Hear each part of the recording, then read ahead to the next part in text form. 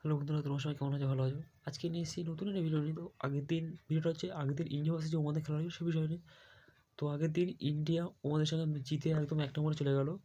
খেলাটা প্রথম দিন যে হয়েছে তাতে করে ইন্ডিয়া টসে নিল। টস নেওয়ার পরে তারা জিতলো। জিতে কী করলো, তারা ফিল্ডিং ফার্স্ট নিল। কারণ জানে যে এখানে যদি আমরা অ্যাকচুয়ালি বোলিং পিচ ছিল, যদি জানে যে ওরা যদি উইকেট তাড়াতাড়ি ফেলে দিই তাহলে ম্যাচে যে রান কম হয় তাহলে ম্যাচটা আমরা জিতে যাবো। কিন্তু কী হলো, তো ইন্ডিয়া ম্যাচে টস জিতে ফিল্ডিং নিল।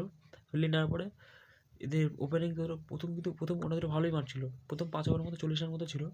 40 রান হওয়ার পরে তো ইন্ডিয়া মোটামুটি ওরা উইকেট মোটামুটি একটা দুটো ফেলে দিলাম, ওরা পুঁতে থাকবে, কিন্তু উইকেট পড়েনি। তাদের পুরো 5 ওভারে 10 রান মতন ছিল। ছাড়ার পরে সবাই মোটামুটি মার কাছে ইন্ডিয়া বলা। কিন্তু এই সময় তাদের ওপেনের যে কনভ্যাল ও বারবার করে আউট হয়ে গেলো, একটা ক্যাচ আউট হয়ে গেলো। তারপরে তাদের মিডল অর্ডারের ব্যাটসম্যান নামলো। মিডল অর্ডার ব্যাটসম্যান ছিল একটা হচ্ছে হামিদ মির্জা আর একটা হচ্ছে ওয়াসিম। এই দুটো খুব ভালো ছিল। একজন বলে 34 আর একজন বলছে 53। এরা যদি টিকে যেত, ম্যাচ যদি 180 রান হয়ে যেত, তাহলে ম্যাচ ইন্ডিয়া মানে হারার মুখে চলে যেত। কিন্তু এরা যেভাবে খেললো, আমাদের যে ইন্ডিয়া বলা যায় সুয়াস শর্মা অসাধারণ বোলিং করেছে। তো 4 ওভারে মোটামুটি 2 উইকেট নিয়েছে। 2 উইকেট নেওয়ার পরে 34 রান মতো দিয়েছে। আর যে গুরপ্রীত সিং লাস্ট ওভারে 2খানা উইকেট নিয়েছে।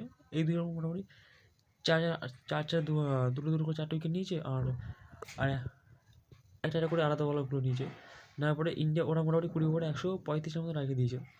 ওরা মোটামুটি খেলো, কিন্তু প্রথম থেকে যেভাবে খেলছিল ভাবছিলাম যে ম্যাচ আজকে কিন্তু হ্যাঁ, এবার টসে তারা সেকেন্ডে ইন্ডিয়া ব্যাটিং। তো ইন্ডিয়া ব্যাটিং ম্যাচটা কি ওপেনিং নামলো সূর্যবংশী এবং প্রিয়া সূর্যা নামলো।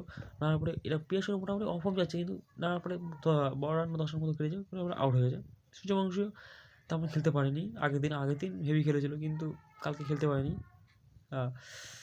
কিন্তু খেলার পরে ইন্ডিয়া মোটামুটি চাপে পড়ে গেছিলো। তারপরে আমাদের ইন্ডিয়ার সেকেন্ড আমার যে ব্যাটসম্যান ছিল নামান দিঘির, ও ভালো খেলেছে। 34 মতো করেছে। তার 34 ভালোই মারছিল, কারণ বলে রান তো 120 রান, 120 বলে 30 রান, মানে কি